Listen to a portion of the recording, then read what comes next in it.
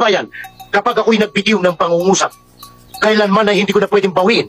That is final, no return, no exchange. Hindi magiging maganda ang mga maaksyong pelikula kung walang epektibong sidekick na babalanse sa mga palabas. Isa ang magaling na aktor na tampok natin sa bidyong ito ang batikan na sa pagiging sidekick. Tara, samahan niyo akong balikan ang naging karera niya sa pelikulang Pilipino.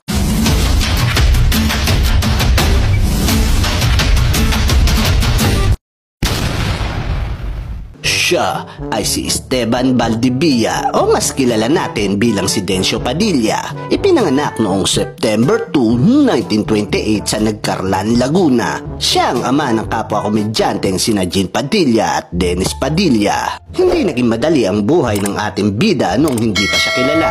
Dumarating sa punto na hirap din siya pagdating sa pinansyal para sa pagpapaaral ng kanyang mga anak. Pero tuloy lang siya sa hamon ng buhay bagkos nagsusumikap siyang makaahon sa kahirapan. Sumubok siyang mag-extra sa mga pelikula kahit maliit lang ang kita ay tsinaga niya para sa kanyang pamilya. Noong una ay gumanap siyang kontrabida pero napansin ng mga producer na hindi bagay sa papel na kontrabida ang ating bida. Mas nalalapit ang dating niya sa pagiging komedyante.